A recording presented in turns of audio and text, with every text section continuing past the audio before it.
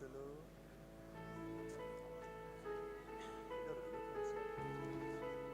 Udah video kayak mas mati.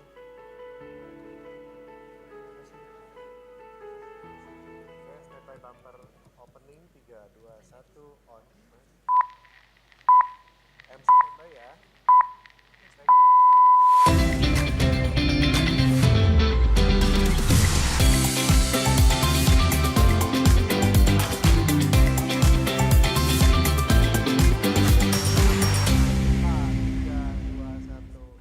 Welcome everybody. It is now time to take your seats.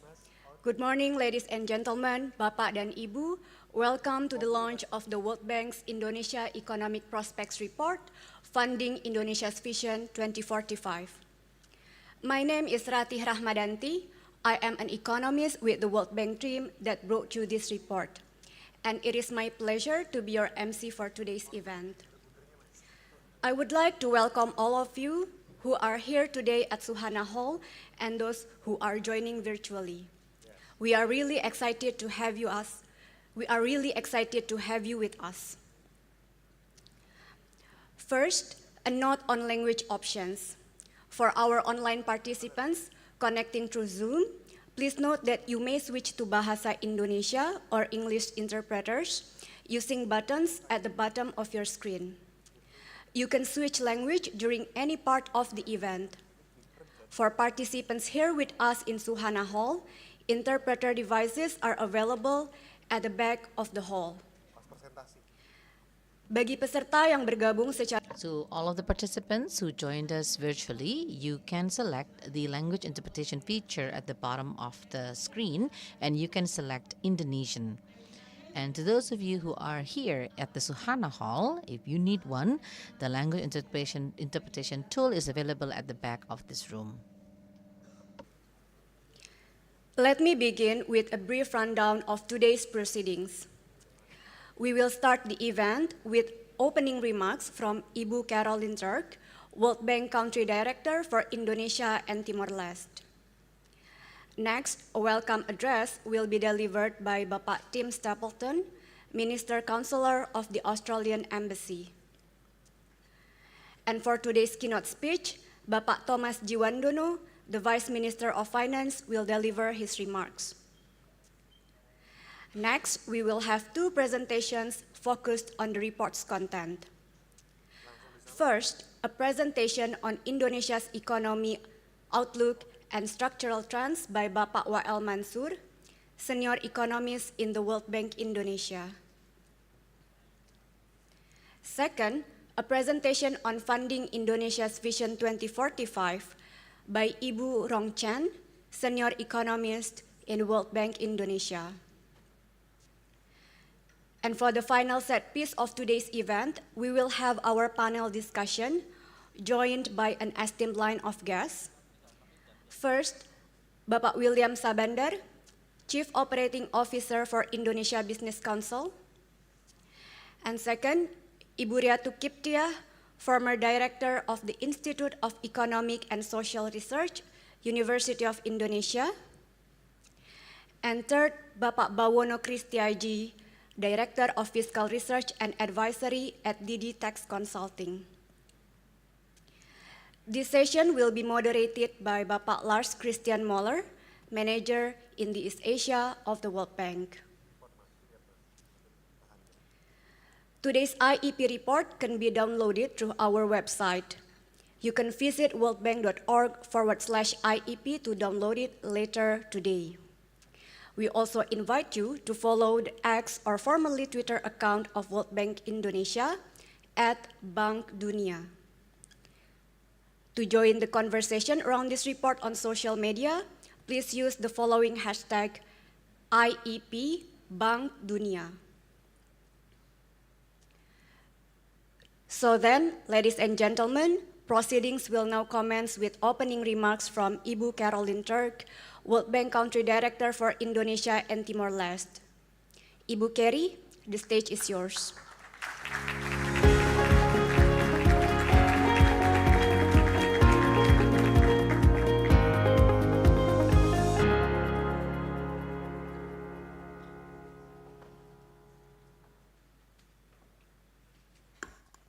Good morning, Selamat Pagi. It's my great pleasure to welcome everybody here to the launch of the December 2024 edition of the Indonesia Economic Prospects Report. I want to start first by acknowledging our distinguished guest, Bapak Tommy Jiwandono, Vice Minister of Finance. Thank you very much for joining us for this. Tim Stapleton, thank you from the Australian Embassy. Thank you so much for the generous financing that you provide to the World Bank that allows us to provide this kind of analytical work. Bapak William Sabanda, COO of the Indonesia Business Council. Ibu Riatu Kiptia, former director of the Institute of Economic and Social Research at the University of Indonesia. Thank you for joining us. And Bapak Bawono Kristiaji, director of Fiscal Research and Advisory at DDTC. Thank you very much, everybody else, for joining us today.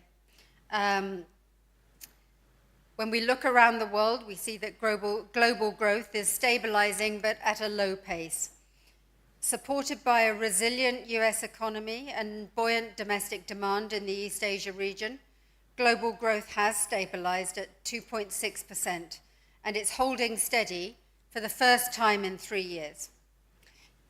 However, growth remains nearly half a percentage point below its average pace in the decade before COVID. So it's stabilizing at a slower pace than our pre-COVID observations. And many developing countries still face high debt, slow investment growth, and increasingly a number of climate-related challenges. And these add to the numerous challenges in the global economy, including geopolitical tensions, fragmentation of trade having been a major driver of global growth, and a decline in productivity growth. And that decline in productivity growth is something we see particularly in emerging markets.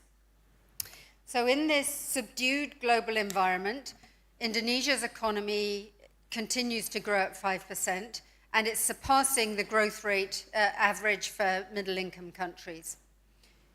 Growth has been robust thanks to strong domestic demand, which has been outweighing a slowdown in external demand. But with global uncertainty going forwards, I want to emphasize three key messages that will support the country's long-term vision for growth. I think our team will be exploring these in much greater detail with the panel later on as well. But three headline messages. First of all, we should acknowledge that macroeconomic stability has really been the foundational element for Indonesia's resilience in economic growth. Adherence to fiscal rules and a monetary policy that's been focused on maintaining stability have both helped to keep twin deficits small, public debt to GDP ratio low, and foreign currency reserves adequate, all critical building blocks of a stable economy. These policies have helped Indonesia successfully navigate external shocks and helped you to attract investment.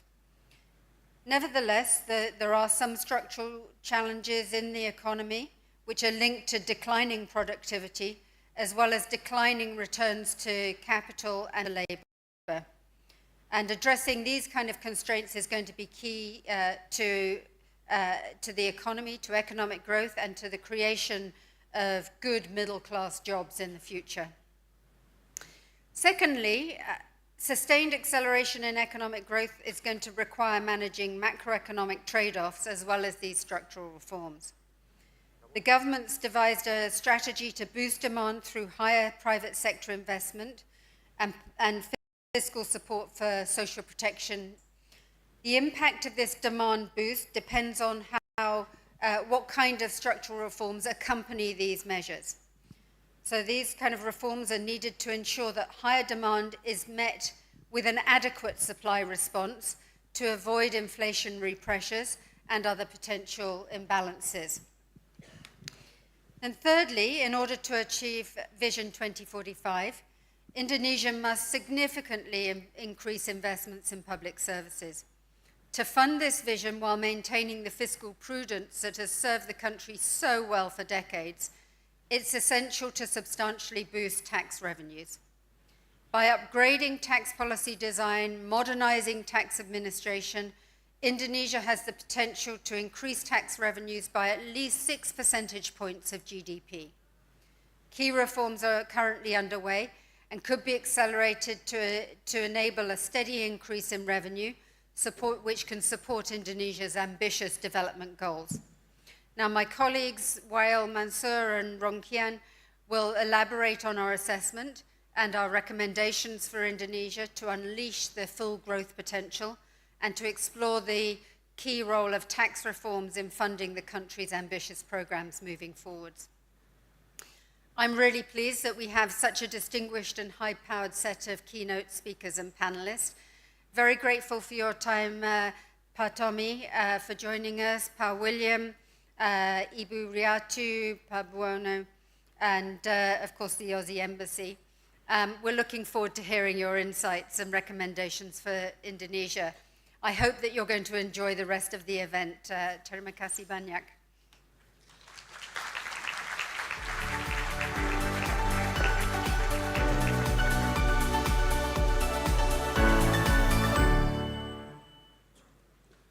Thank you, Ibu Kerry, for your opening remarks. Esteemed guests, we will now continue with a welcome address from Bapak Tim Stapleton, Minister Counselor of the Australian Embassy. Good morning, Pak Tim. Over to you.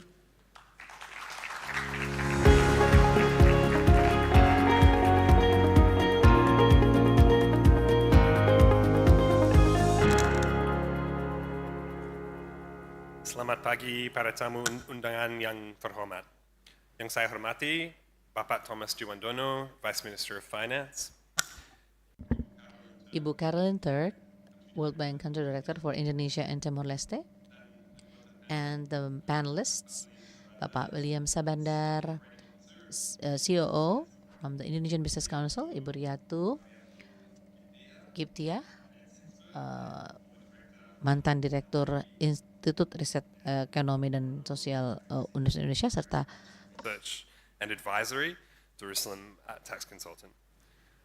I'm pleased to join today's launch of the World Bank Indonesia Economic Prospects Report, the IEP. The theme of today's report, increasing tax revenue to support Indonesia's long-term goals, is especially relevant.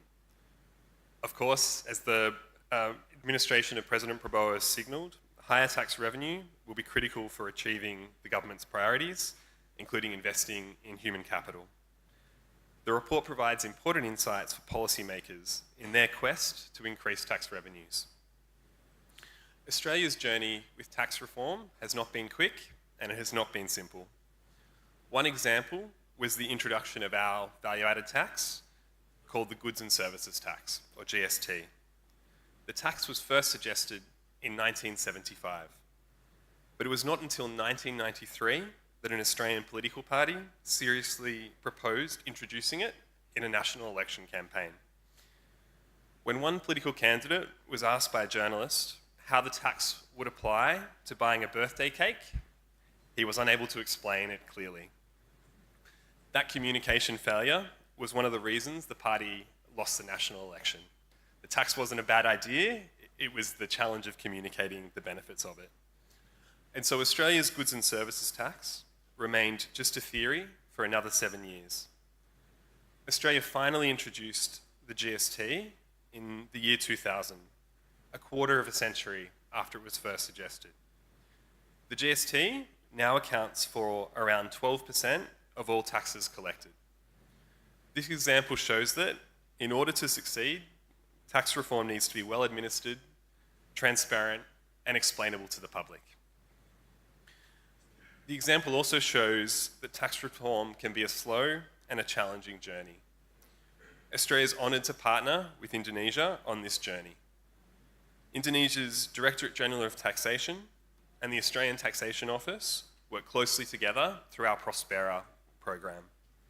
Just last month, Indonesia's Director General of Taxation was in Canberra meeting with our tax commissioner.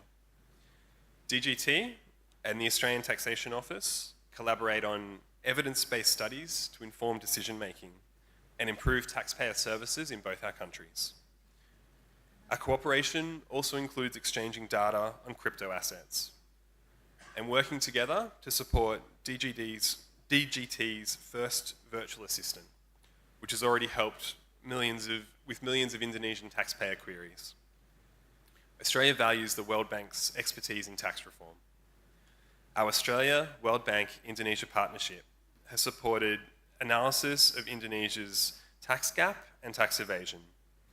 These studies have helped identify key challenges and inform evidence-based solutions. It is encouraging to see how this analysis has contributed to the IEP being launched today. In closing, I want to congratulate the World Bank for producing this important report and bringing us together today, and to thank Vice Minister Pat Tommy for his time, and we look forward to your insights in your keynote speech. Terima kasih.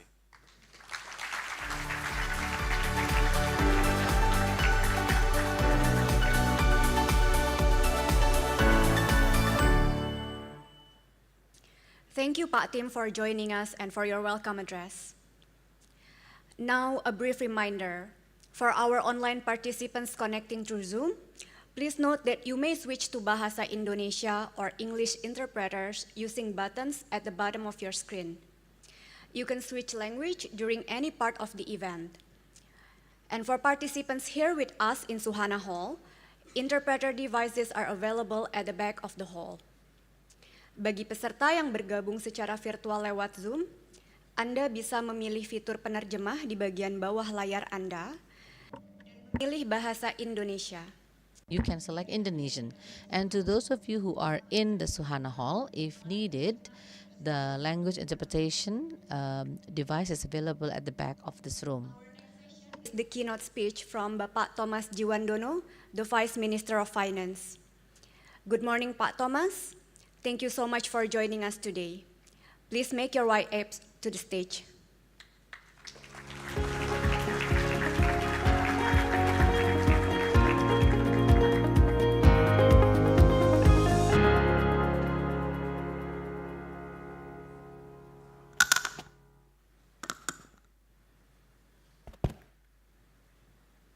Ladies and gentlemen, Bapak dan Ibu sekalian, good morning to you all. Before I start, I just wanted to make some off-the-cuff remarks. My staff doesn't like this, but I think it's important for me to say certain things before I do my keynote speech. First of all, I'd just like to say I wish I had more time. I mean, I'm looking at the substance of today's events, and I very much understand it's extremely, extremely important, not only as a subject matter, but it's actually for me as well. I mean, just to explain to you all, we have 3 vice ministers at the Ministry of Finance. We work as a board. Our boss, Ibu Sri Mulyani, is our chairwoman.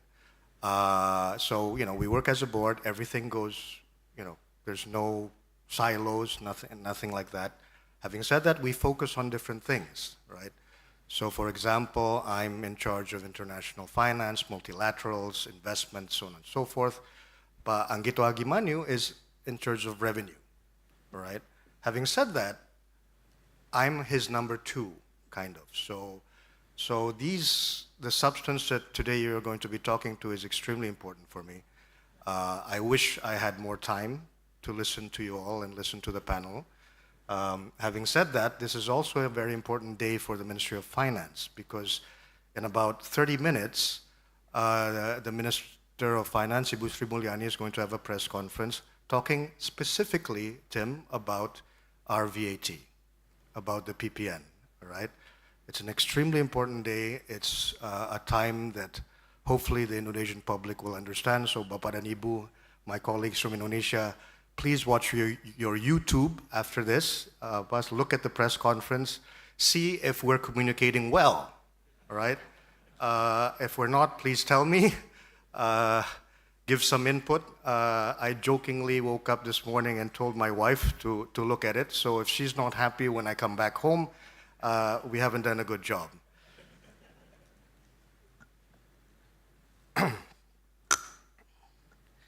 His Excellency Adrian Palm, Deputy Head of Mission, Embassy of the Kingdom of the Netherlands.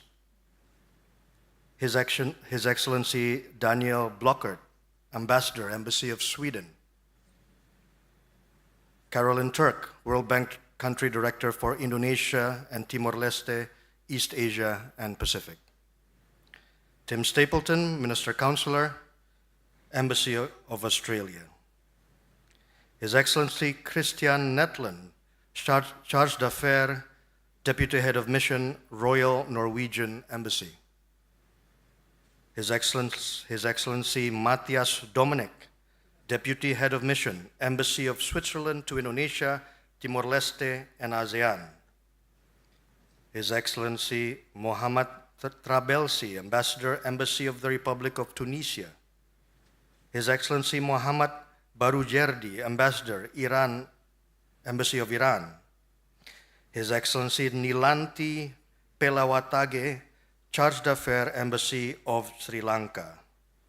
His Excellency Sherzan Abdikarimov, Ambassador of Kazakhstan, Embassy of Kazakhstan. His Excellency Teemu Lakonen, Deputy Ambassador, Embassy of Finland. His Excellency Thomas Nduka Eze, Charge d'Affaires, Embassy of the Federal Republic of Nigeria. Distinguished guests, ladies and gentlemen, Assalamualaikum warahmatullahi wabarakatuh. Shalom, Om Swastiastu, Namo Buddhaya, Salam Kebajikan. Good morning to all of you. It is a great pleasure for me to be invited here today to deliver this keynote address. Today, we are not only just unveiling a flagship report, but also the enduring partnership between Indonesia and the World Bank, a collaboration that has significantly contributed to Indonesia's development. As one of the leading development partners, the World Bank has consistently demonstrated a profound understanding of Indonesia's economic landscape, helping governments navigate opportunities and challenges unique to the region. Distinguished guests, the world economy is undergoing a period of intense flux. As highlighted in the IMF's October 2024 World Economic Outlook, global growth is forecasted to edge down from 3.3% in 2023 to 3.2% in 2024 and 2025. The low growth environment is shaped by several challenges, such as escalating geopolitical conflicts, which continue to disrupt trade flows and global value chains, uncertain monetary policy and shifting fiscal priorities, which have increased market volatility, particularly for emerging markets. Structural issues, from aging populations to low productivity and achieving greenhouse gas reduction targets to limit global temperature rise. In this uncertain landscape, Indonesia's economy has proven resilient. We achieved 4.95% growth in the third quarter of 2024, driven by robust household consumption and manufacturing expansion. Our inflation rate at 1.6% year-on-year in November 2024 is well within the target range, supported by prudent fiscal and monetary policies. Meanwhile, a trade surplus sustained by robust exports alongside growing imports of capital goods continues to create jobs. The restoration of fiscal deficit to below 3% of GDP alongside low debt to GDP underscores our commitment to sustainability. Indonesia's economic growth has also been accompanied by significant social welfare progress. Poverty levels have steadily declined, inequality has narrowed, and unemployment level has decreased. Ladies and gentlemen, for Indonesia, we see that external and global shifts are not just external threats, but also sources of opportunity. With our strategic location, natural resources, and youthful population, we are well positioned to turn these challenges into growth drivers. However, Doing so requires us to rethink our economic strategy, move beyond traditional approaches to industrialization, and embrace a more diversified, adaptive, and resilient growth model. This balance involves creating a solid domestic foundation, investing in human capital, infrastructure, and innovation, while staying agile to respond to external economic shocks and leveraging global economic trends. Indonesia aspires to become an advanced economy by 2045. Therefore, the need for sustained rapid economic growth over the coming decades is inevitable. However, it is a challenging path. Rising protectionism, supply chain vulnerabilities, and geopolitical tensions dampen growth prospects. The vision demands accelerated structural reforms. Therefore, our transformation prioritizes three pillars. The first is food, energy, and water security. The second is human capital. And the third is institutional strengthening, including digitalization to foster efficiency and innovation. Striking the right balance upon these three pillars is essential to address short-term shocks and build solid economic fundamentals.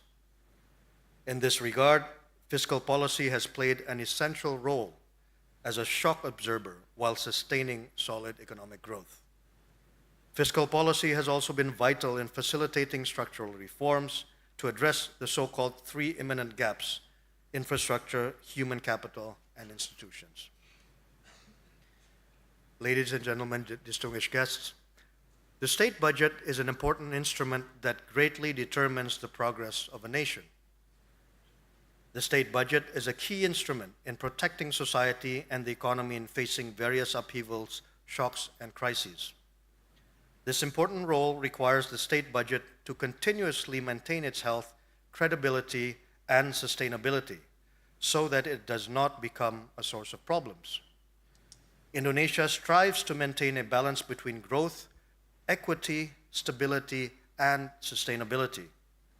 Achieving this balance is challenging and requires ongoing efforts, especially in the face of various shocks, upheavals, and crises. These include the COVID-19 pandemic, global political dynamics, security issues such as the Russia-Ukraine conflict and tensions in the Middle East, as well as economic disputes and trade wars involving the US, China, and other regions. The state budget will remain an important and trustworthy tool for preserving the economy and society, as well as implementing national priority programs. The government will continue to monitor the health of the state budget to ensure that it remains a trustworthy tool. Indonesia is committed to enhancing the state budget through three key strategies. First, collecting more. That is, focuses on optimizing state revenue while maintaining a balance between promoting investment sustainability. Second, spending better, prioritizing effectiveness and efficiencies directed toward high-impact sectors to foster economic growth and societal well-being.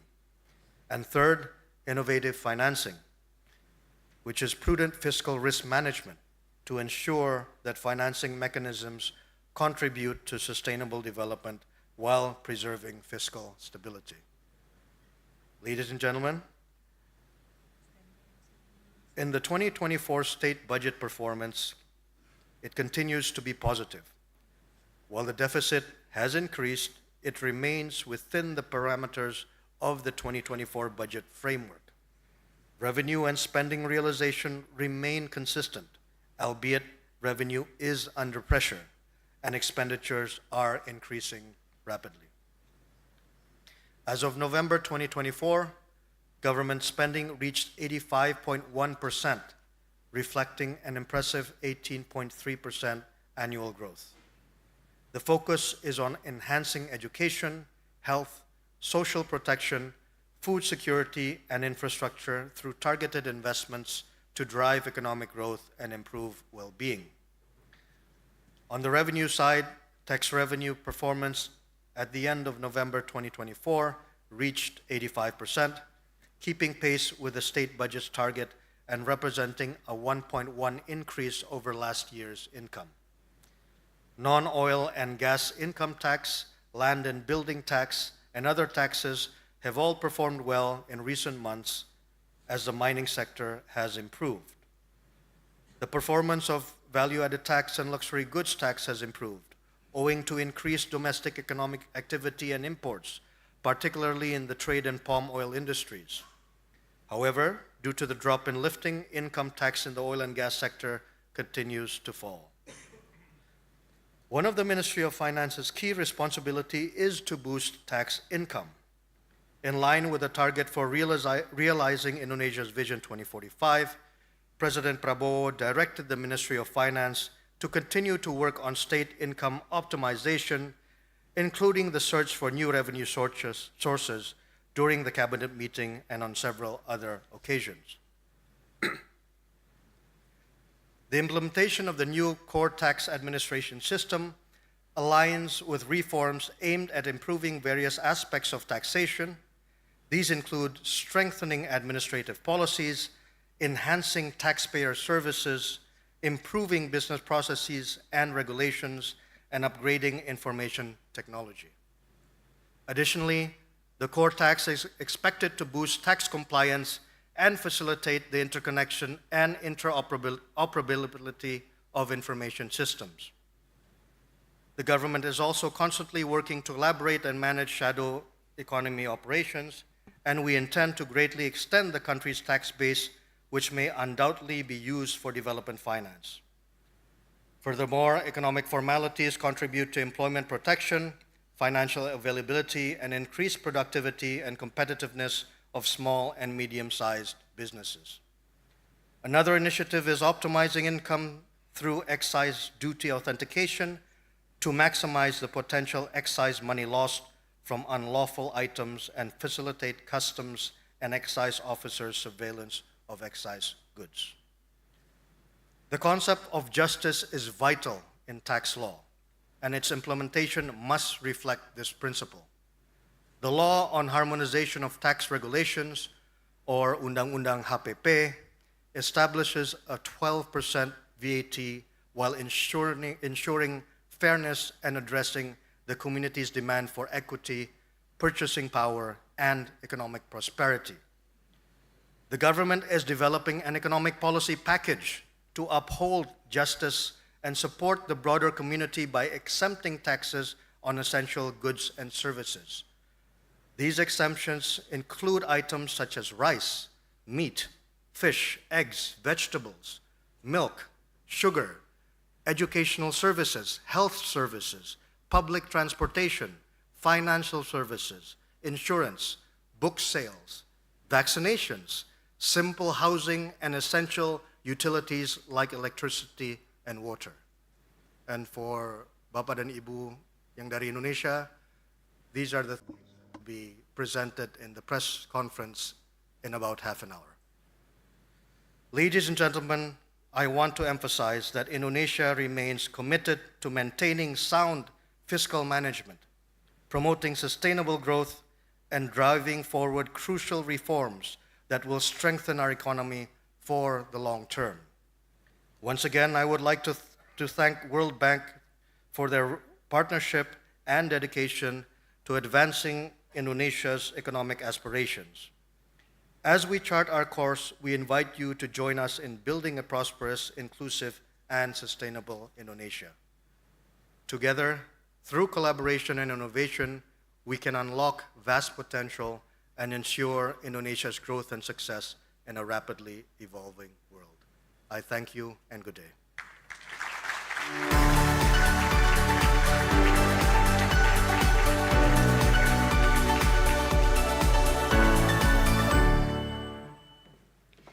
Thank you very much, Pak Thomas, for your remarks and insights.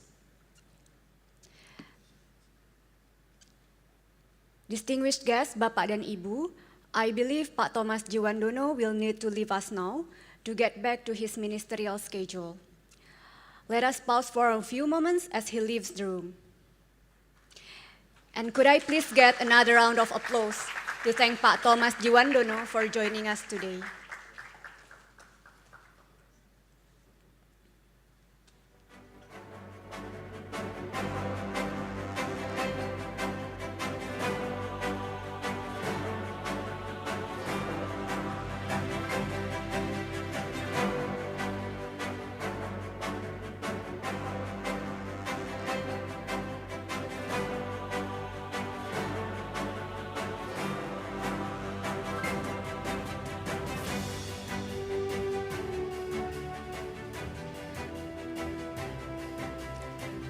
Before we continue, I would like to invite our audience to join the conversation in social media.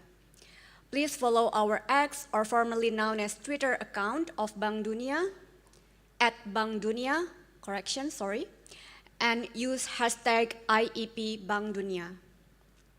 In fact, the World Bank account @Bank Dunia will be live tweeting highlights from the presentations. Please take a look, like, and repost those tweets. Ladies and gentlemen, Bapak dan Ibu, next on our agenda, we have a presentation on Indonesia's economy and outlook by Bapak Wael Mansur, Senior Economist in the World Bank Indonesia. I would like to invite Pak Wael to take the stage to begin his presentation.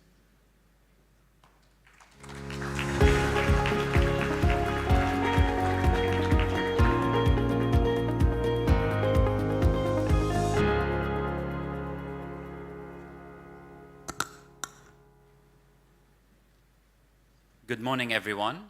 It is a great pleasure to be here today to launch the Indonesia Economic Prospects, the December 2024 edition entitled Funding Indonesia's Vision 2045. This report was conducted by a dedicated team of economists here in the Jakarta office, to which I send all my gratitude. The report is now online and can be accessed through the website worldbank.org/IEP.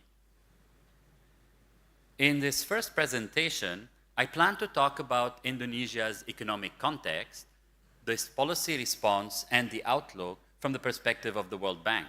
I'll then delve into the government's medium-term growth strategy and its policy priorities. Let me start with the economic context.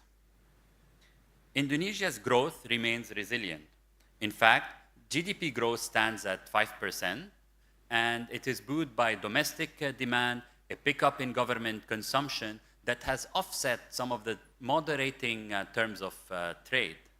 Moreover, we've seen a recovering services sector across the board, but a mixed results from the manufacturing sector. In fact, some of the underwhelming performance of tradable manufacturing, like textiles and others, have been noticeable.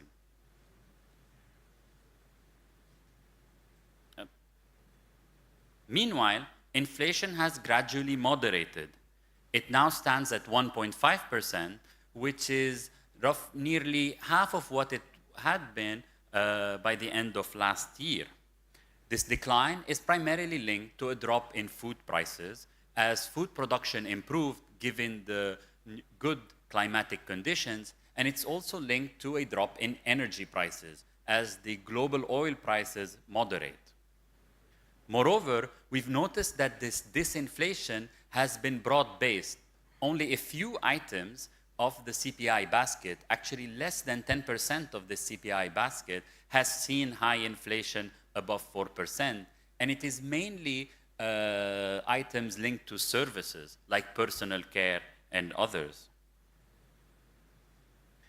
This growth and low inflation environment meant that the labor market is also resilient. On the positive side, we've seen a decline in unemployment rate, we've seen an increase in labor force participation, and especially an increase in labor force participation for women, which has given a big boost for growth. But on the negative side, we've seen a special attention is needed for job creation for the youth, and not only any jobs, but particularly good jobs.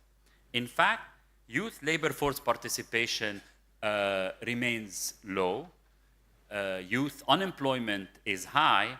We've seen that the real wages have been idle, especially after the COVID shock, and we've seen that the economy is not generating enough middle-income paying jobs, middle-class paying jobs. And that's a testament to a declining productivity and some overall productivity constraints that are key for the future growth in Indonesia. The external sector has also been presenting pressures. with the current account deficit widening or continue to widen in 2024. This comes as cyclical factors have accelerated services outflow, but the biggest effect really came from a declining goods trade surplus as exports themselves decelerated given moderating commodity prices. Now, but despite this pressure, rising financing needs have been fully met. In fact, stable macro conditions and the central bank's measures have managed to accelerate capital inflows into Indonesia. Can see that in the gray area of this chart. The macro stability has also lowered the cost of financing as market perception of risks in Indonesia decline. And we can see that by a declining yield spread between Indonesia and the US sovereign bonds. This macro stability was reinforced by a prudent policy response from authorities. Indeed, the fiscal position, as the Vice Minister has stated, remains within the fiscal rule, with a fiscal deficit anticipated around 2.7% of GDP by end of this year. Nevertheless, the fiscal stance has expanded compared to last year. We've seen this expansion because it is linked to a drop in commodity windfalls and tax revenues. Moreover, public expenditure has been on the rise, notably with the civil service wage increases in social assistance program like fertilizer aid, rice aid. We've seen public infrastructure increase linked to the new capital city, but also we've seen a rise in interest payment, and interest payment to revenue is now at an all-time high. Meanwhile, BI has started gradually easing its monetary policy in this environment of low domestic inflation and an easing in global monetary stance. In fact, through using multiple monetary policy instruments, the BI has successfully managed to rein in inflation, and inflation is now within the target band. It has successfully also met its growth in private sector credit, and it has also managed rupiah stability. In fact, if we look at the exchange rate volatility and the depreciation of the rupiah, it remains lower than what we have seen in other emerging markets. So, macro stability and resilience have been the key word when looking at the recent economic context. But how does the outlook perform? We project that growth will remain strong and will pick up slightly to 5.1% in 2025 and 2026. The increase is linked to this resilient domestic demand, rising spending linked to the new government program, and a slight improvement in terms of trade. We also expect inflation to pick up from a low base and the current account deficit to widen to 1.6% of GDP. And as demand and investment pick up, this boosts imports.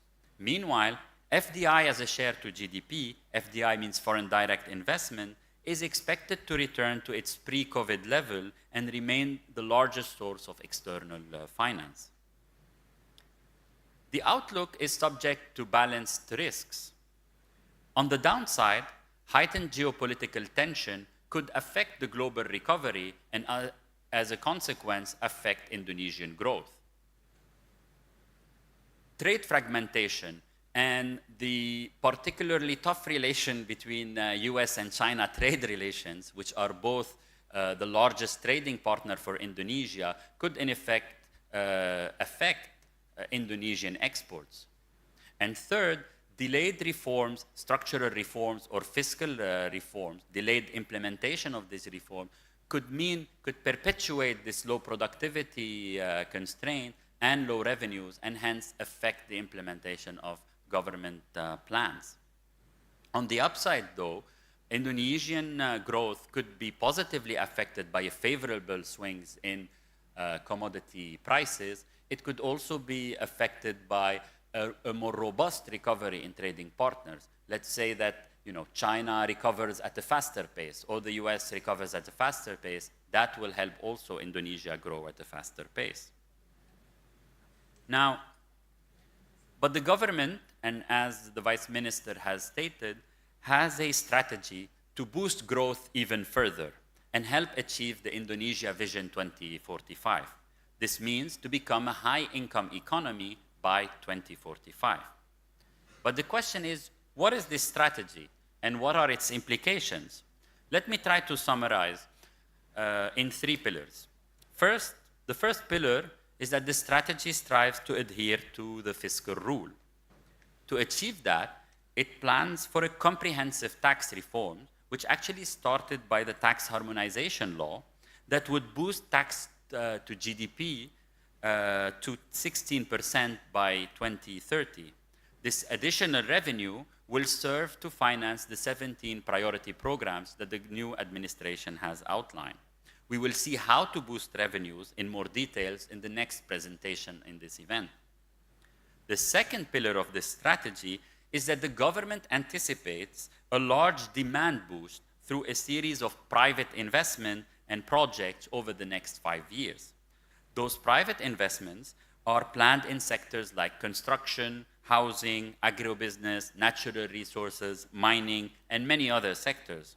This demand push will drive total investment growth that could double over the next 5 years and will be mostly financed by foreign direct investment, but with a notable contribution from domestic investment.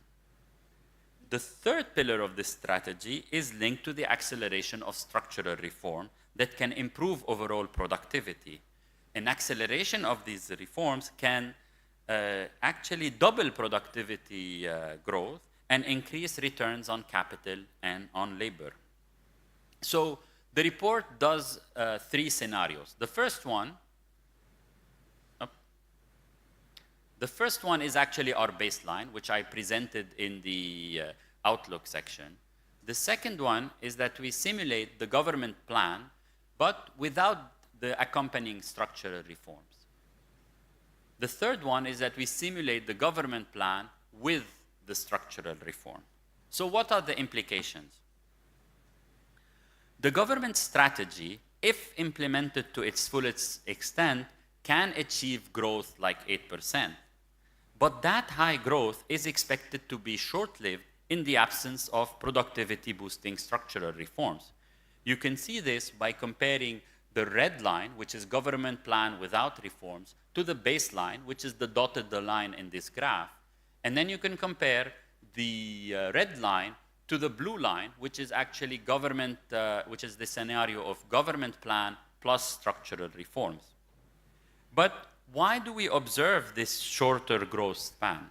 Well, it is because in the absence of those structural reforms, the economy risks overheating. And what do we mean by overheating? This means that a big boost to private and government investment could fuel inflationary pressures. Inflation could eventually erode the purchasing powers of households and lower consumer demand. It could also reduce export competitiveness as the real exchange rate appreciates. Moreover, rising investment levels typically lead to higher imports, a widening current account deficit, pressures on the foreign currency reserves, and potentially pressures on the currency itself. In economic terms, all these macroeconomic imbalances happen because the economy will be growing at a much higher rate than its potential growth. But why would structural reforms mitigate this impact? It does so because reforms or policies that boost productivity improves returns on capital and labor, and hence it ensures that demand stimulus does not create inflationary pressures by increasing the capacity of the supply side, the supply of goods and services. These reforms enhance productivity capacity, reduce supply bottleneck, and encourage innovation, enabling the supply side to respond effectively to this demand. Let me give a concrete example. Let's say we want to invest in food production. And there's a massive investment that come and boosts the demand for food.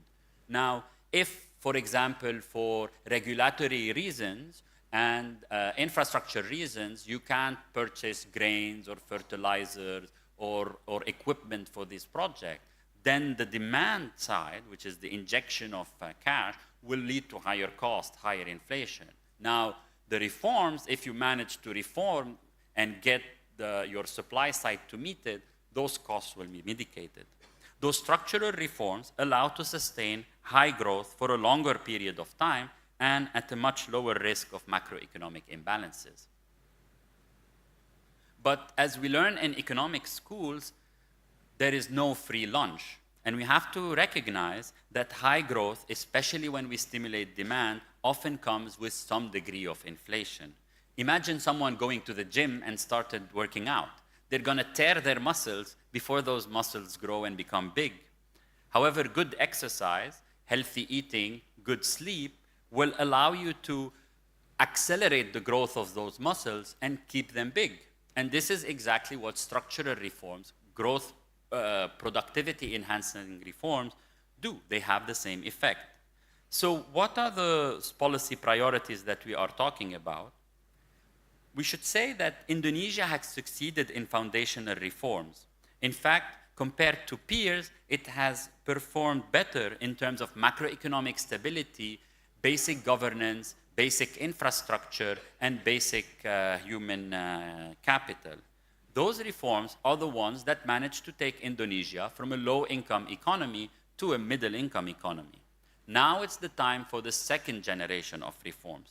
What are those second generation of reforms? These are the ones that we call efficiency reforms. And these are reforms that allow markets to operate and allocate resources effectively to the most productive parts of the economy. These are reforms like financial sector deepening, trade openness, competition policies, labor market policies, business regulatory reforms. And they all point toward, these are all reforms that are currently ongoing and need to be accelerating because they all point to one thing, which is the competitiveness of the Indonesian economy, which currently still lags other emerging markets. And then the third step is what comes after is what we call efficiency reforms. And these are reforms that are linked to research and development, business sophistication, and this is what actually more mature and advanced economies do. So, in short, this is the framework for reform priorities to help achieve the government's strategy and its vision to sustain accelerated growth. Terima kasih banyak, and I hope you enjoyed the presentation.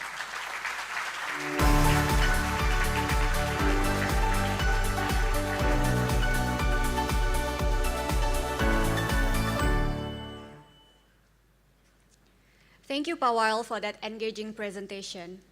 Bapak dan Ibu, please take a look at the full IEP report by visiting worldbank.org/IEP to download the report and presentation materials.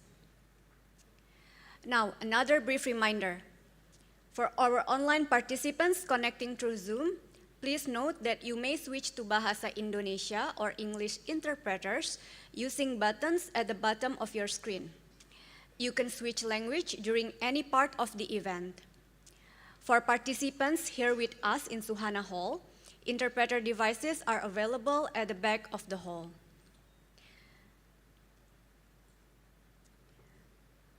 Ladies and gentlemen, Bapak dan Ibu, we will now continue with a presentation on funding Indonesia's Vision 2045, which will be presented by Ibu Rong Chan, Senior Economist in the World Bank Indonesia. Ibu Rong, over to you.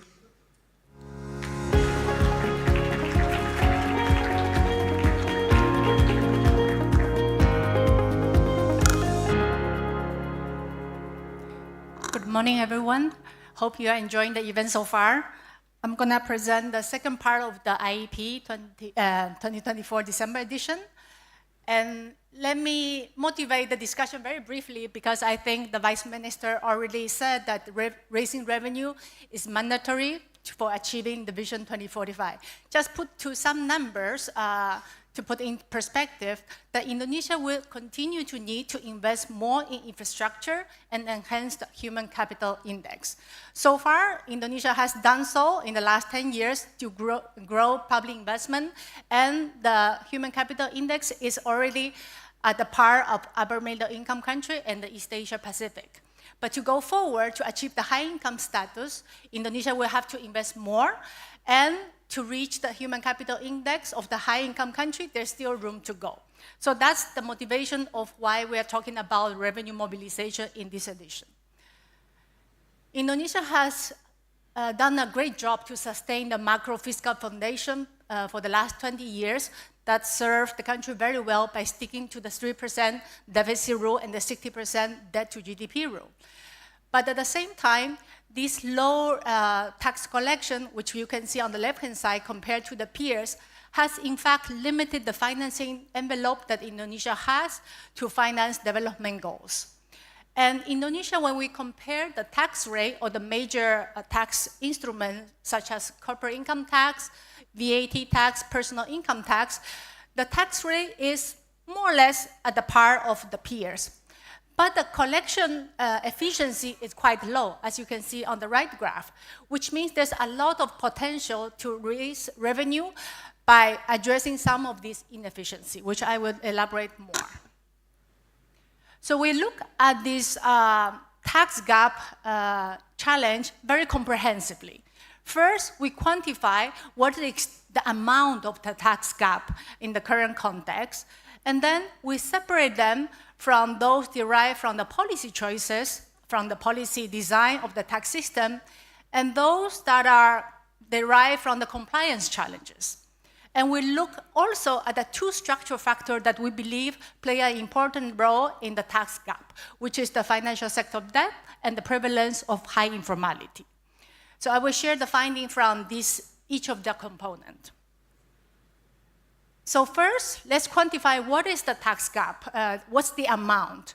And when we compare Indonesia's source of tax revenue in terms of instrument, we see that Indonesia's is very concentrated in two types of taxes, the corporate income tax and the VAT tax, while other countries have other sources such as excess tax and the personal income tax. So we will focus our analysis on the CIT and VAT, which represent 2/3 of the total tax revenue.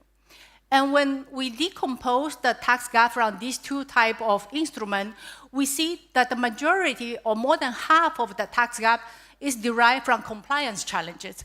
And this is especially the case for the VAT. Then we look at what are the sources of policy design that led to reduced tax rate in certain sectors, and what drive a narrow tax base in the case of Indonesia.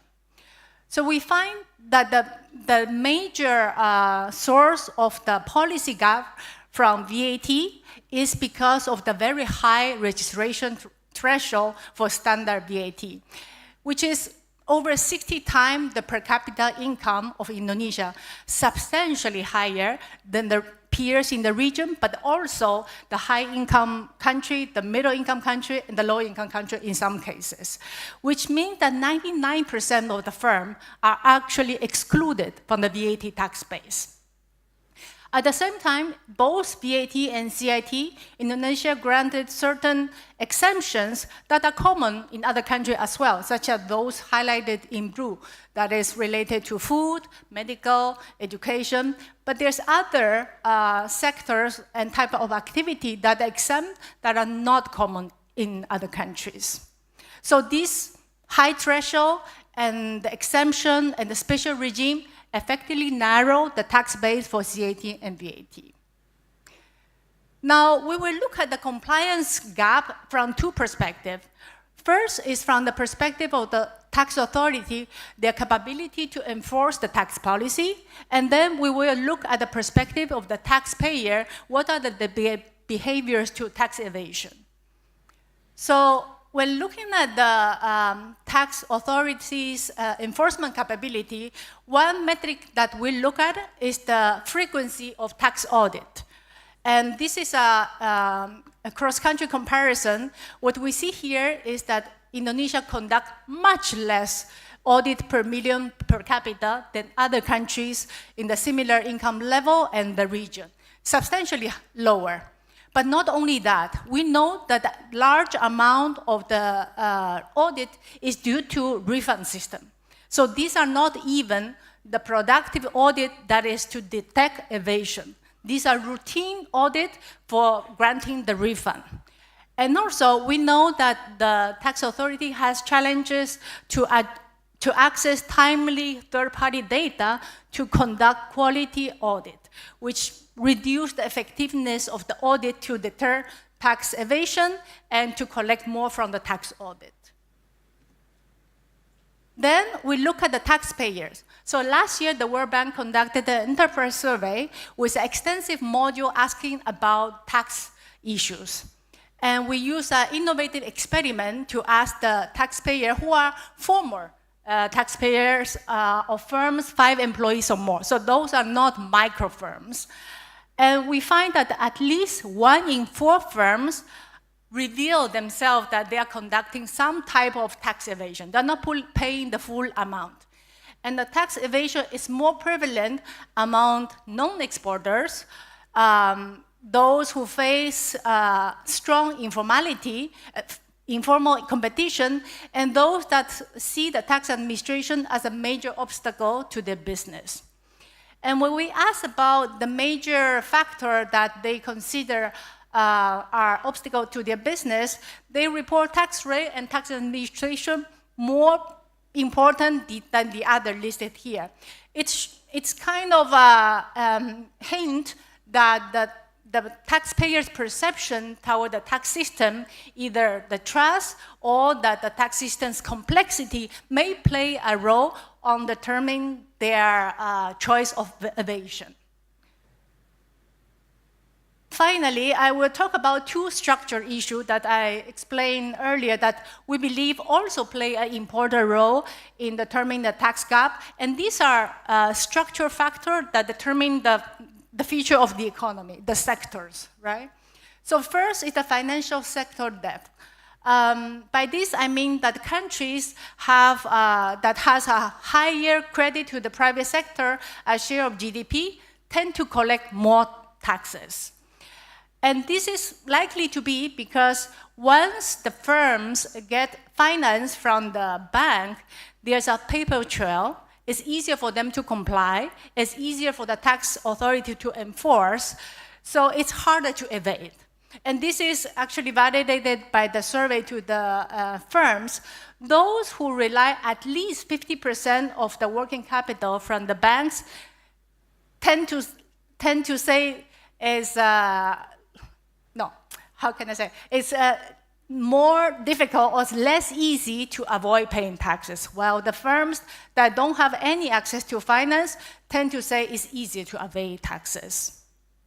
So addressing this financial sector debt challenge will help with compliance in the long term. And finally, informality. We all know that Indonesia has very high prevalence of informality, and the bank conducted a survey specifically to the micro informal firms. And what we find is almost all the survey firms in the 6th region in Indonesia are below the threshold of VAT, which is 4.8 billion in annual sales, which means that even if we formalize today all the informal micro firms, the revenue contribution from these firms might be limited because they are exempt from VAT. But those informal firms has challenged to grow because they don't have access to finance, they cannot transact with the formal firms, which will limit their growth over time. Which means that if we can formalize some of those firms that has the potential to grow, in the medium to long term, they will become medium or big to be contributed to the tax revenue. So in summarizing, the other way, the recommendation that we come in this edition is to narrow the tax gap. The government, in the policy perspective, They can lower the registration threshold that apply for VAT, and for certain time, also the CIT. They can remove some of the special regime to expand the base, and they could rationalize the tax incentive, so those tax incentive granted bring more economic benefit than the foregone tax revenue. On the compliance side, enhancing the compliance and risk management through the launch of the core tax system can help to increase the quality and the frequency of the tax audit to narrow the compliance gap. At the same time, clarify some of those VAT regulations can also reduce the dispute between taxpayers and the tax authority that has been a source of increasing dispute over time. And finally, addressing those two structure factors by deepening the financial sector and reducing the formality can also expand the tax base over time as those informal firms get access to finance to grow. At the same time, the tax authority will be able to monitor and enforce better the tax policy. Thank you very much.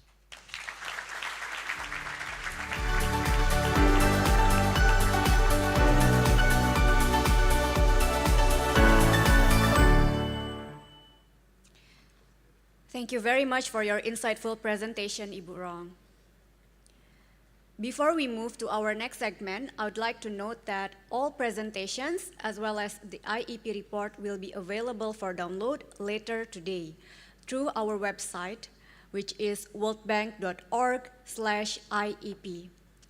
Also, we invite you to follow the World Bank Indonesia X or Twitter account @Bank Dunia. To be part of the conversation on social media, don't forget to use the hashtag IEP Bank Dunia. Ladies and gentlemen, Bapak dan Ibu, let's now head on to the panel discussion on funding Indonesia's Vision 2045, which will be moderated by Bapak Lars Christian Moller, Manager in the East Asia of the World Bank. Pak Lars, please do make your way up to the stage.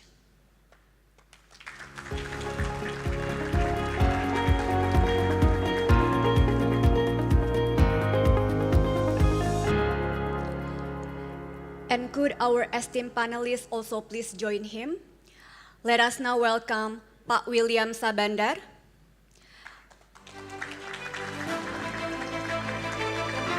Pak William is Chief Operating Officer for Indonesia Business Council.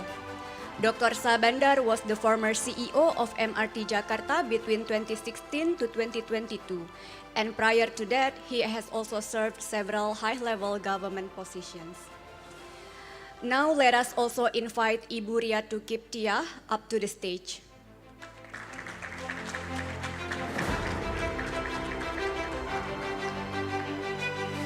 Ibu Riatu is the former director of the Institute of Economic and Social Research, or IPEM. Dr. Kiptia is a faculty member in the Economics Department, University of Indonesia, and she is actively researching taxation and public finance. Finally, let us invite Pak Bawono Kristiaji up to the stage.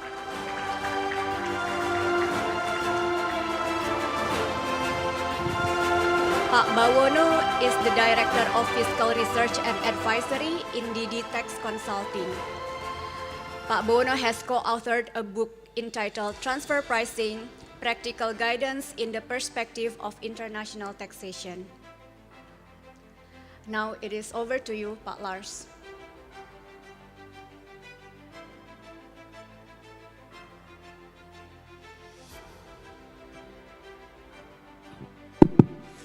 Good morning, everyone. It's really a great pleasure to be with you here today. We're going to discuss how to raise domestic revenues in Indonesia. A lot of very interesting presentations, and I think we're all ready to learn more about the topic. We brought a distinguished panel of specialists, and the challenge really is for Indonesia to grow into a high-income country, and to be there, it really needs to collect much more in domestic revenues than it does at the moment. Just as a refresher, Indonesia currently collects 10.2% of GDP in tax revenues, but comparable countries are collecting as much as 16%, and high-income countries much more. So the challenge and the key question for the panel today is, how do we get there? How do we raise tax revenues? So I'm going to ask a question to Ibu Riatu to begin with. Ibu Riatu, you've worked extensively on the question of tax reform. And so which of all the tax policy reforms and administrative measures do you consider to be the most critical ones? Okay, thank you, Pak Lars. Thank you also from, I think, previous report from the World Banks is already highlight in the context of the tax reforms and also going forward of the fiscal reform as well in Indonesia. In terms of the tax ratio in Indonesia, it is like compared to peer countries, yes, it is quite low in terms of like only like 10%. But actually, in terms of the reform, we have like already issues of the law on harmonization law is quite good as they combine all regulations into a harmonized one law in that context. So the start of tax reform is already started, the last one in 2021. And in that sense, there are like reductions in corporate income tax and also in personal income tax and in terms of VAT rates. But they are also actually in those policy change, there are additional revenue that already collected by the government. So the government actually improvement in terms of the effectiveness of tax reform, current tax reform, there are short-term additional of the revenues, but there are also, as mentioned, other than policy change that currently still focus on the tax structures in terms of tax rate, but there is also impending reform in terms of expanding the tax base. So the expansion of the tax base is also important, given that Indonesia is still quite low in terms of the tax net, the taxpayer size. So the taxpayer size for the compliance, for the context of the, even in terms of the personal taxpayers, is only like 10 million that become the taxpayers. And in terms of the company, is the compliance is actually like less of 500,000. So there's large of the potential taxpayers that needs to be in the tax net, and this is also going forward again. The challenge would be how is that the economic activity is actually changing. So with the digitalizations, there are need also to capture the area of expansion in the services that not currently in the tax net yet. So in terms of tax neutrality, there's much homework that needs to be done here. And given that the current context, I think the government has the political capital, given this is the new administrations, to actually starting bold reform. We are not like have the luxury to have all the years reform, large reform like the 2000, like the 85s or the 2008. So it needs to be carefully assessed in terms of the tax reform, whether it needs to be bold at one time or sequential stages on this. But I think I would like also to link to previous discussion. In terms of the tax mobilizations, is actually on the consumption tax on VAT. Openness is actually important. The context of competitions, given it's also translate to more revenues. Concept of ASEAN is already a good system in terms of the regions on trade openness, and also in the context of labor productivity. We have fluctuations in terms of corporate income tax revenue, but the payroll is actually quite stable and have the upward trend in this case. Thank you. Thank you so much. William, you're here to speak on behalf of the private sector, and you have a keen interest in tax reform from the side of the private sector.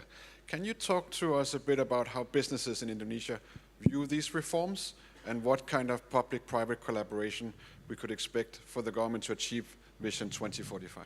Thank you, Lars. No question about that. The business supports that because this is the only way when you want to achieve high economy, high income economy, then the proportion of the tax to GDP needs to increase. And from the business perspective, we do support that government commitment, the country commitment on that.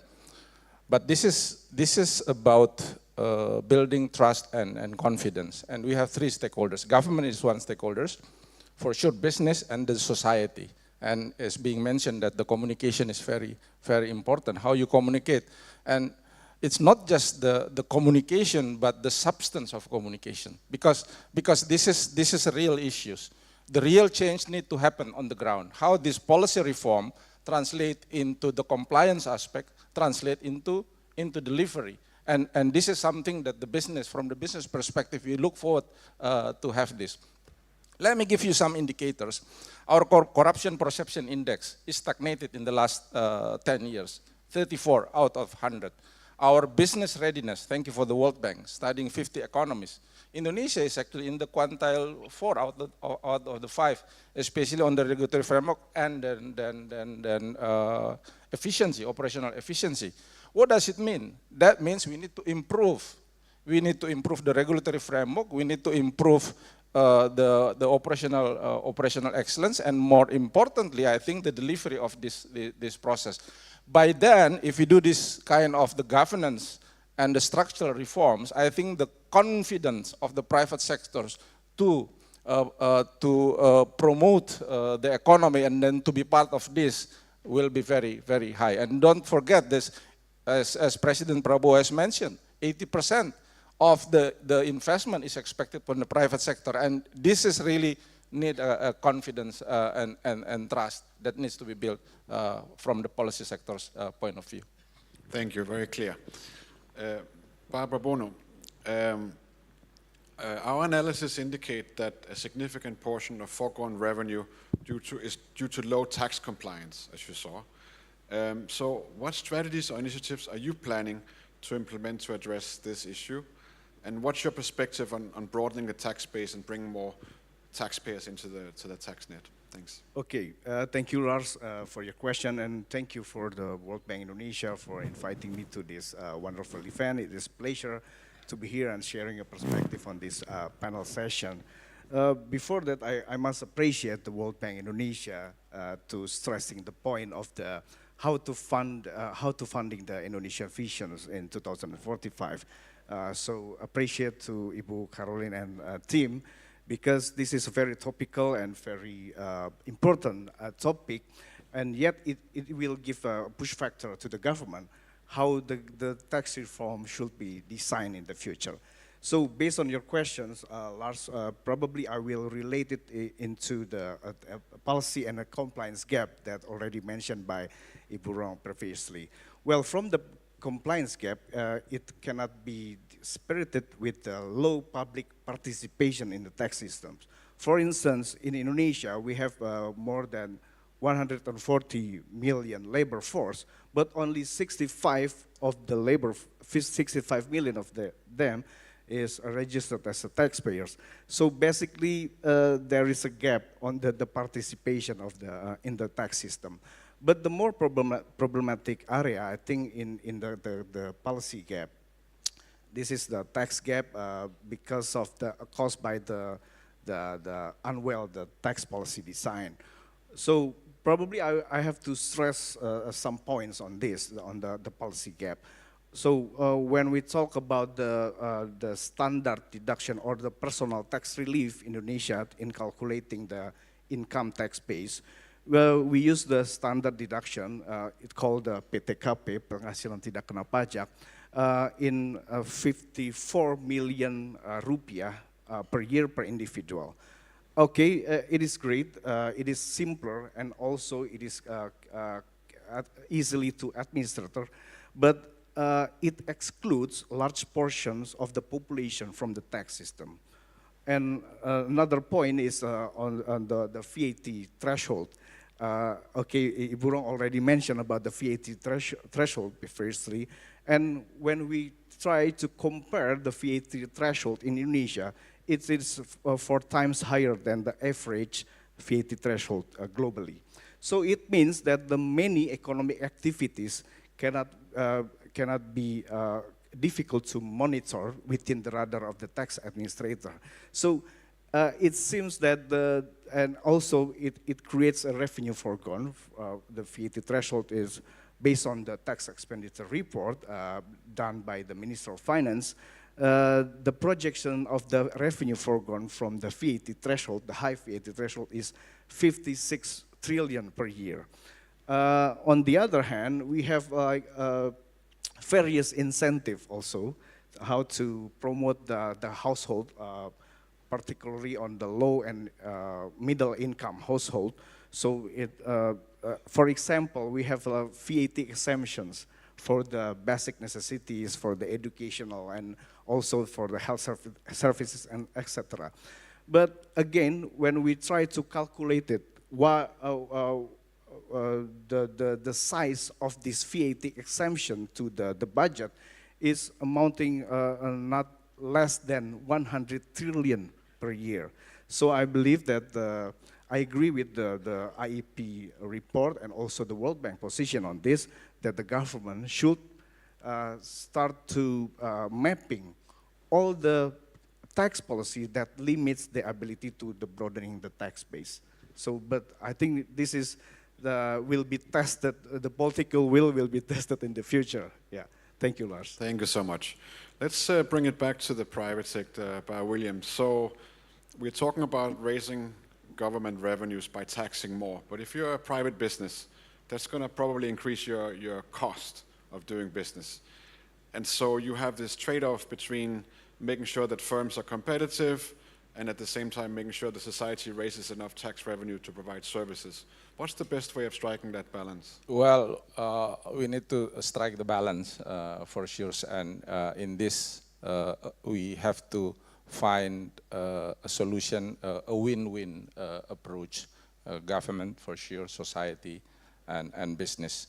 I think, as mentioned by speakers and also by the studies, is actually one of the big issues of the country is actually on widening the tax base with 58% informality in the business. This is something that we have to bring this informality into the formal sectors. There is this issue on the online economies, which is very much missing in the taxation process, and that really kills the formal business. So there is a serious need for designing this in the regulatory framework perspective in order to real address not just the deepening but also the widening the task base. The second one, I want to touch the issue of compliance. This is a very, Indonesia has started, for example, with the core tax. But much needs to be done in the real practice of the governing the countries. You have the issues today, like a very big, now the issue of, for example, the big governance. You have the levels now going through the centrals, provincials, and the districts. Yeah. So how this needs to be done? But most important thing, I think, in terms of build the trust and confidence, public wants to see what is actually the benefit of this tax to the development, and this is something I think that we really need to address in a win-win approach. So maximizing benefits, the delivery will allow us to build that confidence for this tax revenue increment. Thank you very much. Very clear. Prabowo, you work a lot with firms advising them on how to pay taxes. So when we hear that there's a challenge in Indonesia about compliance, what does that mean, and what are the companies saying when this is being discussed, and why is it so difficult for them to comply? Well, okay, thank you, Raj, for your questions. Well, basically, the tax compliance can be formed by two approaches. I believe that the first approach is by the enforcement. So in this approach, the instruments like sanctions, like audit probability, and also law enforcement is very crucial. But again, when we saw the data, the statistical data, for instance, for the audit coverage ratio for the corporate taxpayers in Indonesia, for the last 4 years, the audit coverage ratio for the corporates is only 2.2 until 2.4%. So it's lower than the international best practices that ideally should achieve 3 until 5%.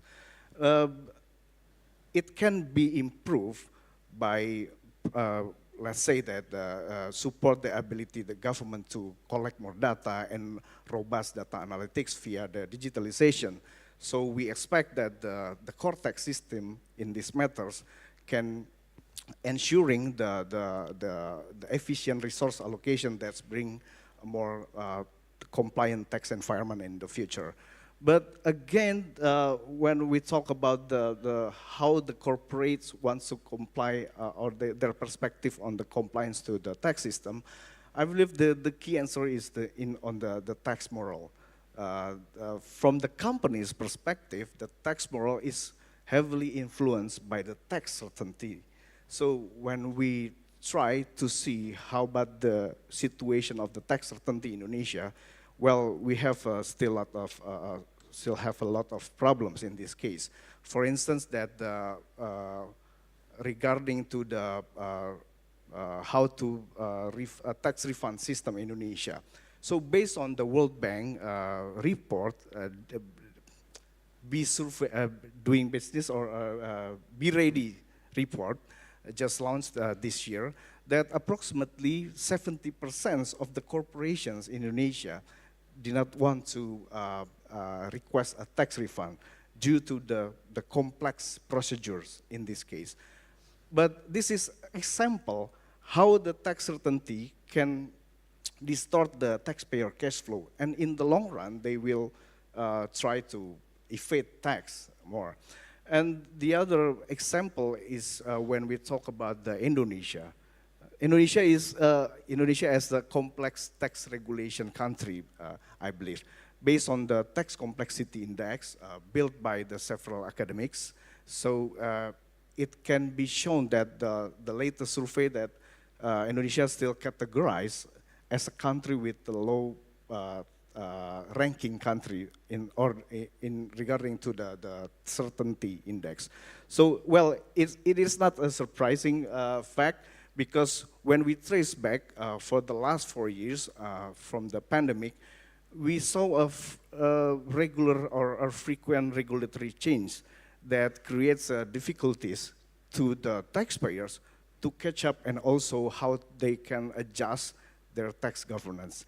So, in summary, I would like to highlighting that the tax certainty is very matters to the corporate taxpayers. So this should include in the next tax reform agenda. So protection of the taxpayers' right, reducing the complexity, and also how to develop a consistent and accurate compliance risk management.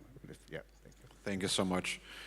Now, back to you, Ibu Riyad. So we're talking about raising tax revenues. That has to happen through implementing reforms. But how do you see, in terms of the risks of implementing these reforms, and what can the government do to mitigate those risks? Thank you, Lars. So I think this. The latest discussion about VAT rate. So there might be, the government needs to also communicate, and maybe also assessment on the reform, what would be the benefit for the taxpayers, for the citizens at the whole, given that after all, the tax reform not per se for like the revenues, but is actually creating the tax that is simple, fair, and also can also sustain the long-term objective of government that would also aim to be developed countries, which mean also achieving of higher growth. So it needs also to be the systems that can also improve or attract investment and also private sector's development. So in that context, given that, for example, the last one in 2021, an increase in VAT, I think in terms of the previous regulations, discussions is about increasing from 10 to 15, which is from other countries' experience is usually 1% to 3%. Singapore also increased on stages 1% every year. So and in terms of Indonesia, I think it's quite good.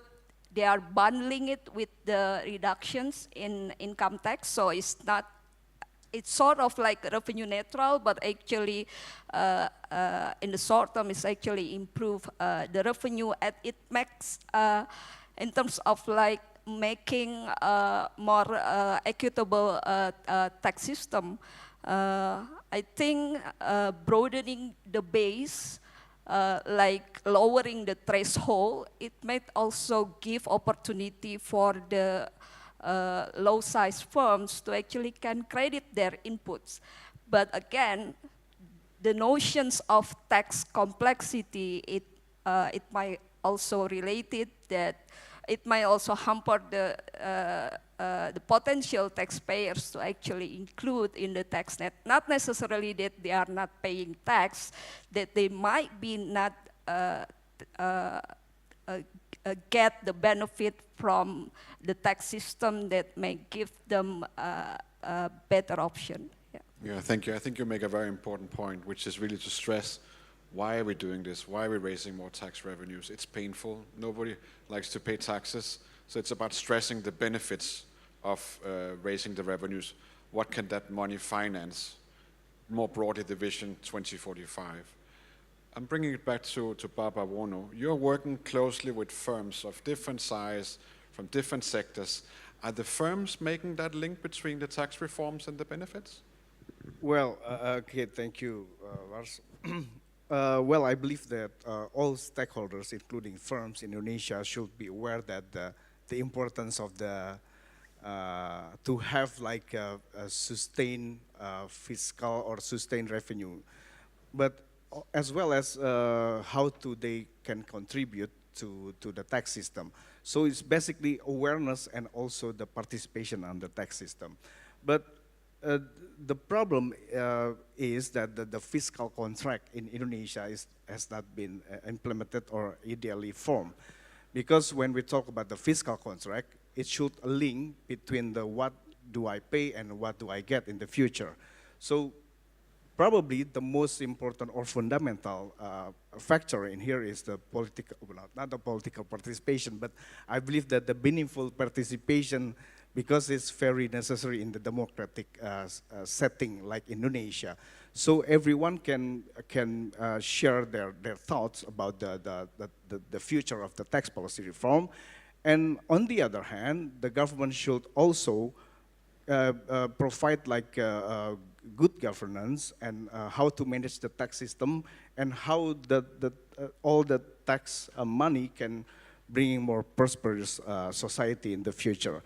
But again, based on your question, Lars, about how do they see about this Indonesian tax reform and linked to the Indonesian Vision 2045, I think most of the taxpayers in Indonesia are skeptical about this.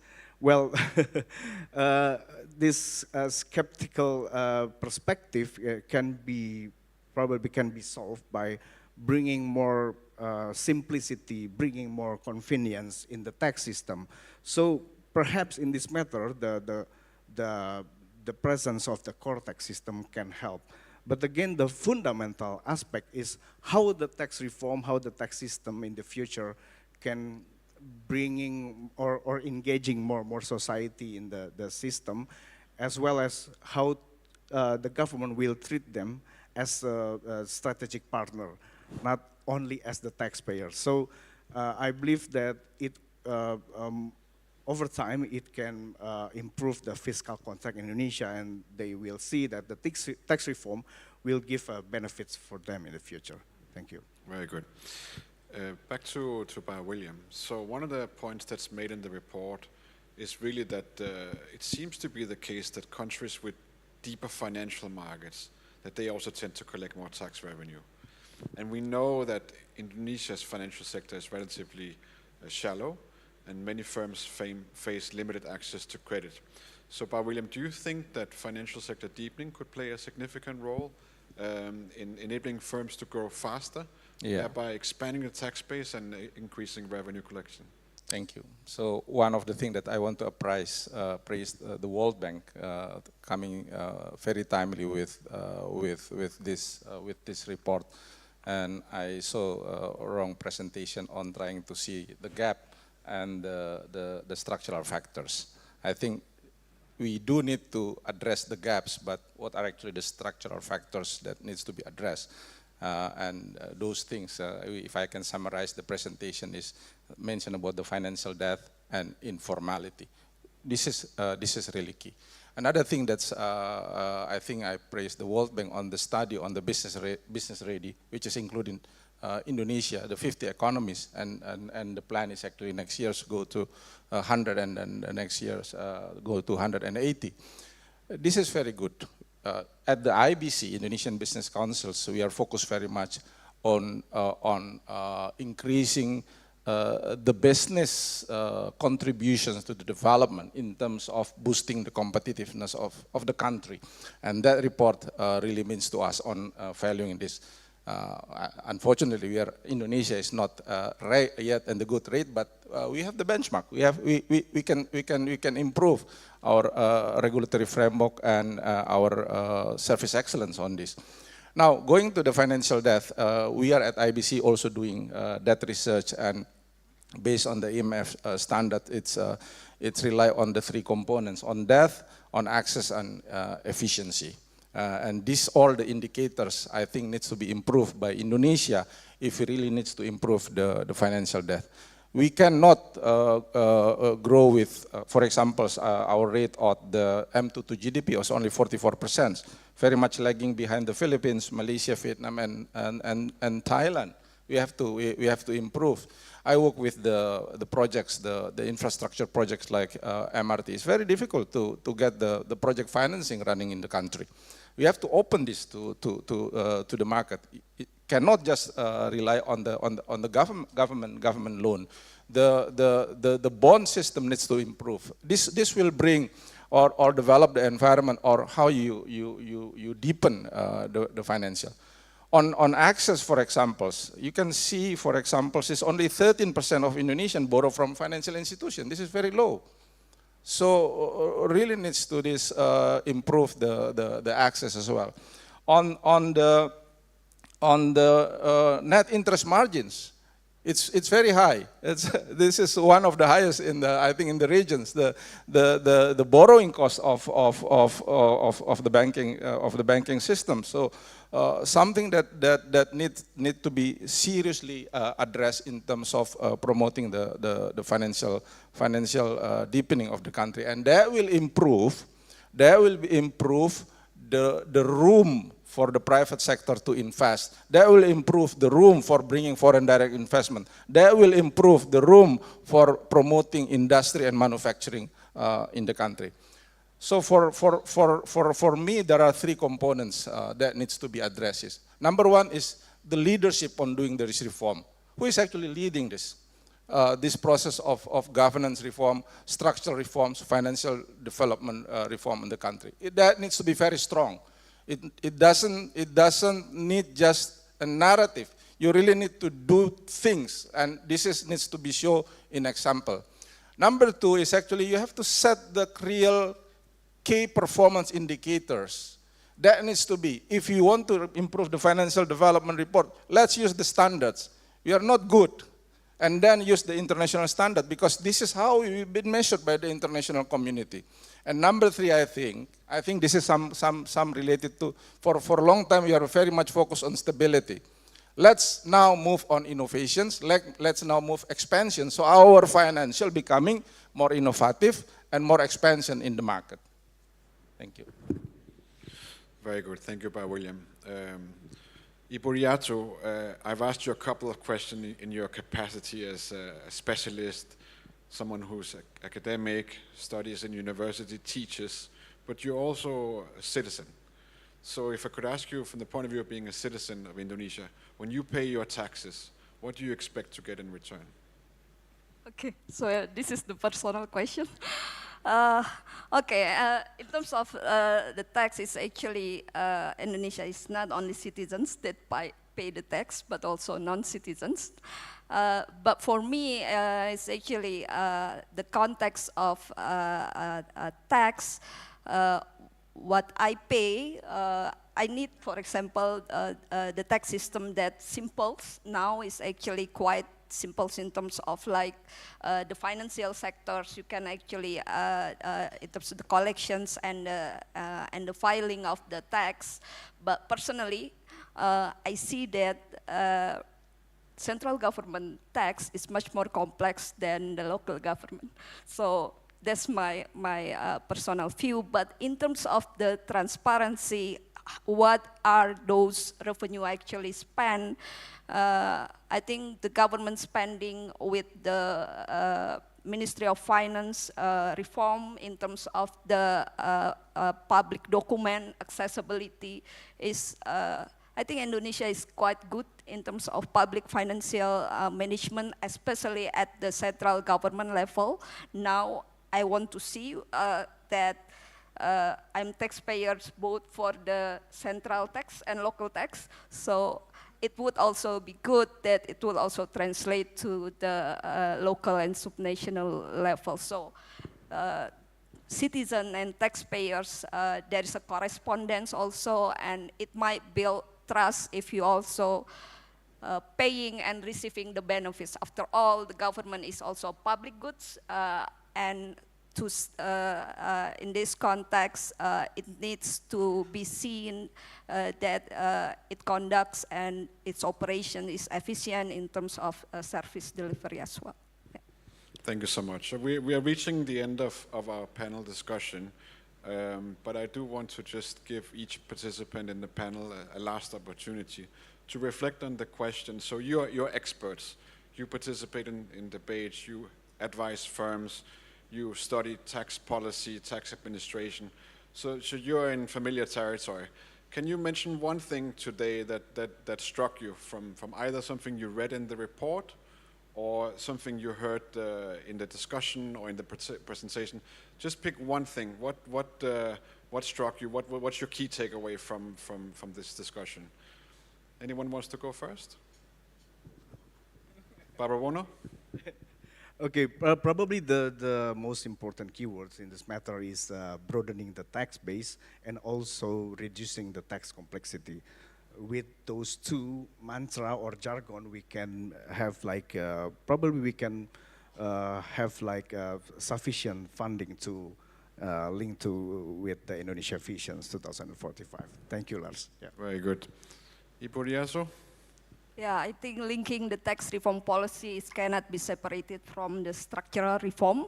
And in that context, it's not just taking one policy over the other, but you need to make it as a comprehensive policy package in this context. As in terms of like expanding taxpayers, I think it's important also to make it like publicly accessible data, not only at the government spending side, but also in terms of at least in aggregate data. So from myself, from academics point of view, even aggregate data in tax administration indicators is still very, very limited in Indonesia.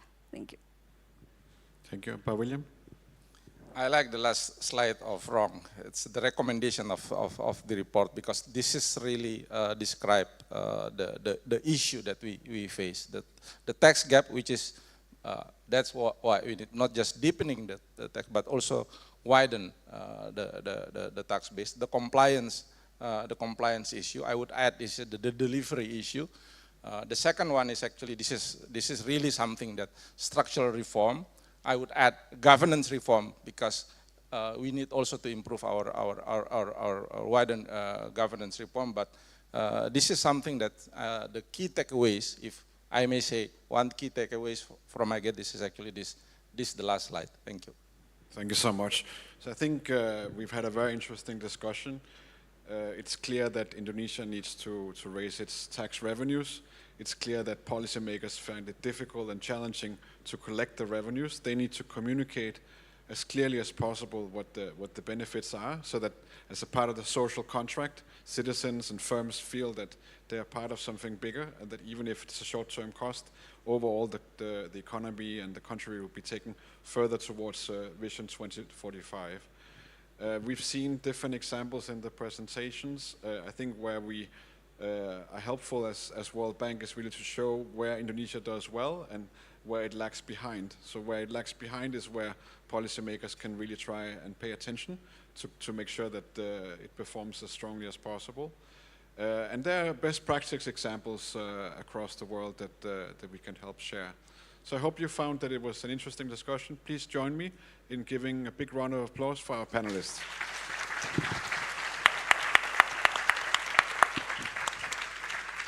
Thank you.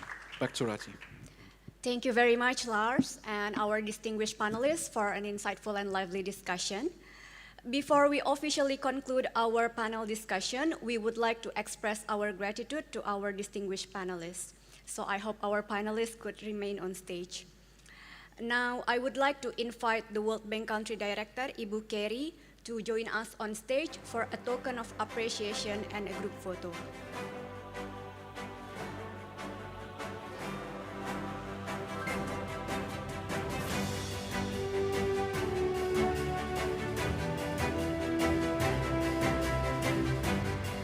Ibu Kerry, you can please present the placard to first Bapak William Sabandar, the Chief Operating Officer for Indonesia Business Council.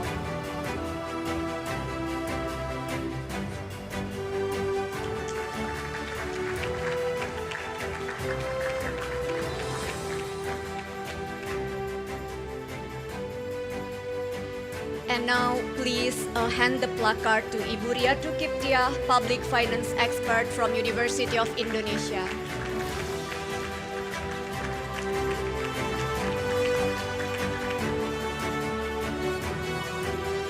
Lastly, you can please present the placard to Pak Bawono Kristiaji, Director of Fiscal Research and Advisory at DDTC.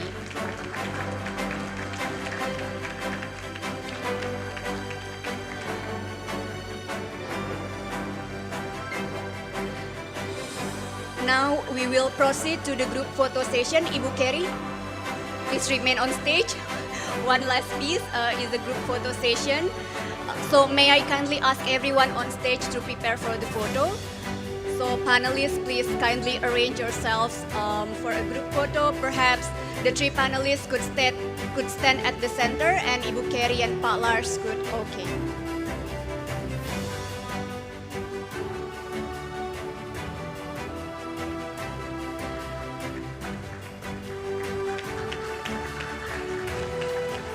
Okay, let's.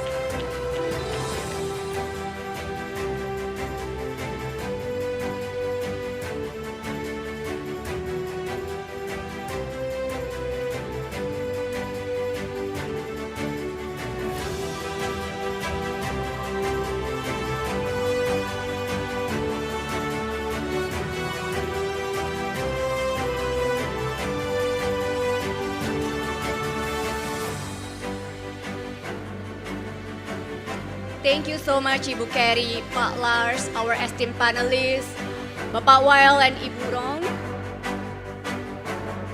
You may now return to your seats.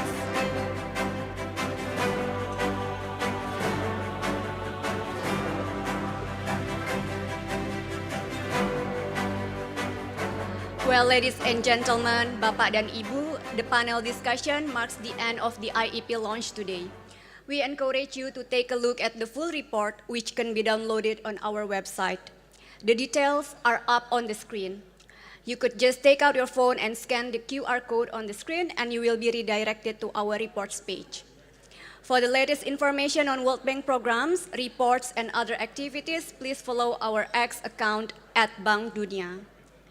My name is Ratih Rahmadanti, and on behalf of the World Bank team, I would like to thank everyone here and online for your participation.